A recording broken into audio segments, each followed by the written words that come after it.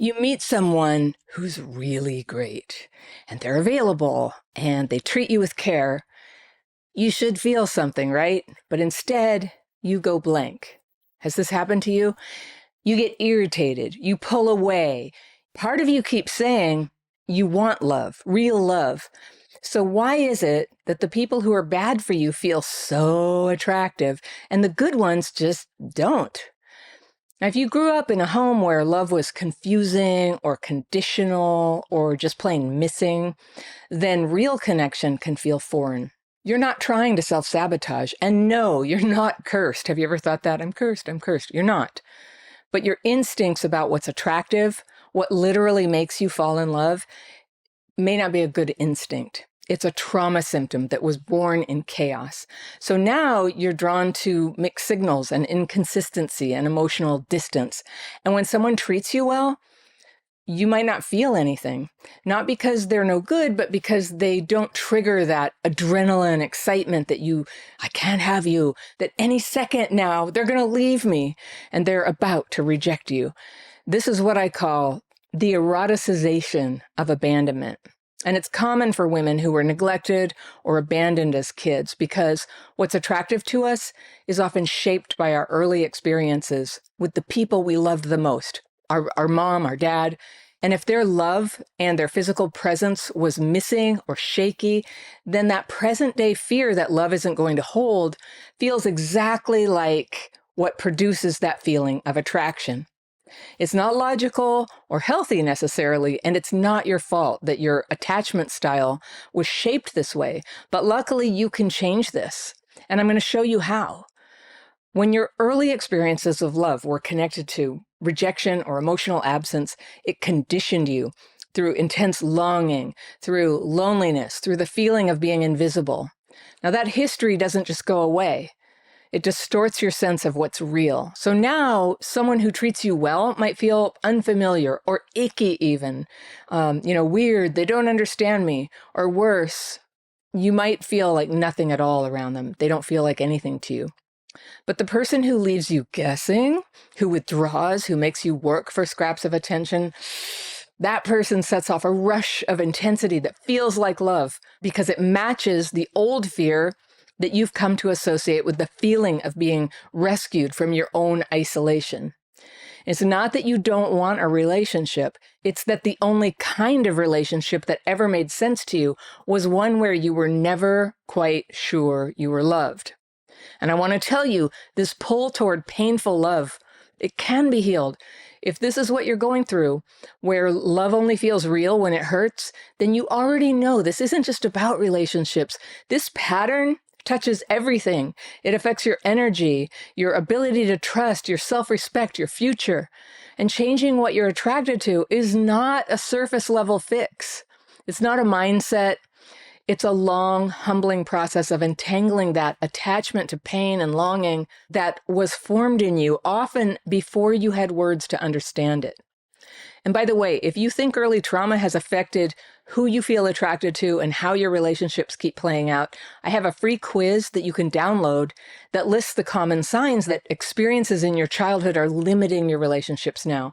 And I'll put that link in the first row of the description section right under this video. Here are the first steps of what healing is going to require of you. 1, you'll need to stop dating for a while. Not as a break, not to get someone who takes you for granted to start caring about you more, but to allow something inside you to go quiet. And this is where your instincts, which have been pulling you toward pain, start to lose their grip. It doesn't feel empowering at first. It's kind of like withdrawal, but without that stillness, your attraction to chaos never gets interrupted. You just keep reaching for it. All right, number 2, you'll need to look at your past relationships, all of them, and tell the truth to yourself. Not what you hoped they were, not what they meant to you in your imagination. The truth. Did that person love you? Were you actually close? Or were you in a pattern, like waiting to be chosen, trying to earn it, staying quiet so that you didn't scare them off?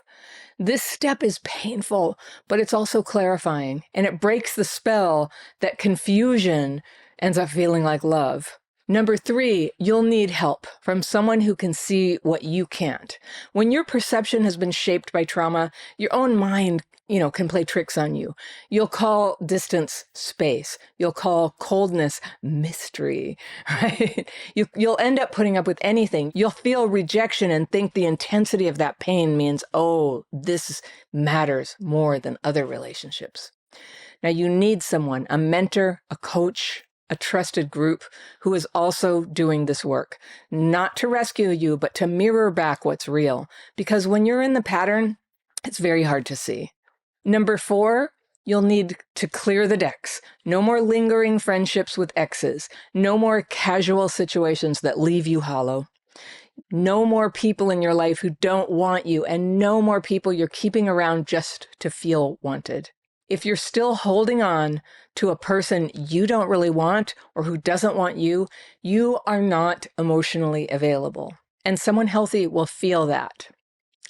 Number 5, you'll need to build connection outside of romance. Real friendships, honest conversations, people who care about you, not because you make them chase you, but because you show up. This is what makes room for a different kind of love. This is what makes it possible to recognize goodness when it's right in front of you, instead of pushing it away because it doesn't match the fantasy. You'll have to stop hoping that one person is going to make you whole, because that's not love, that's dependency. And it's the reason good partners never feel good enough, because they can't compete with the fantasy that you've been clinging to. And I should tell you, all of this is in an online course I teach on healing your trauma-driven dating patterns. It's for women and men. I'll put a link to that course in the second line of the description section below this video. Real connection is not a rescue. It's something you build slowly when your mind is clear, your heart is open, and you've made room for something new. When your attraction is shaped by abandonment, your whole system, it's just on high alert, scanning people, not for how they love you, but for how likely they are to leave you. Have you ever done that? You're not just afraid of rejection. It's almost like you're unconsciously seeking it out, because that's where the old chemistry lives. And it can even, in a weird way, feel like safer than being totally emotionally available. The second layer under this is emotional dysregulation, even when someone good shows up. You might not be able to stay present with it. You panic, you get reactive, you lash out, you pull away from them, you blame them. And this is what breaks healthy connection. And it is an extremely common behavior and pattern in people who grew up abused and neglected, and who consequently have this effect on their nervous system that it gets dysregulated under stress. And let's face it, relationships are stressful. So if you're noticing that your emotions are coming out too strong, too big, or super flat and not there when it's appropriate to have feelings, it could be you're emotionally dysregulated, and you can learn to heal that. It's very important to have the tools to get re-regulated, and for that, you have come to the right channel. You are capable of learning how to be connected and how to be emotionally available and how to be emotionally re-regulated right now. But it's going to take more than just reading books or trying harder. It takes honesty. It takes a willingness to raise your standards. It takes time and it takes practice, but it's absolutely worth it. Good love might not be exciting at first. It might feel too calm or too easy or totally awkward even, but it gets better. Not by chasing it, but by healing out of the old attraction to whatever is frightening and loud and draining all the oxygen out of the room. People like that, have you dated them? I know. First, when you let that go, there's a period of quiet and reflection and setting up a healthy rhythm to your life. It lets your emotions come back slowly. They sort of fill up slowly like a well.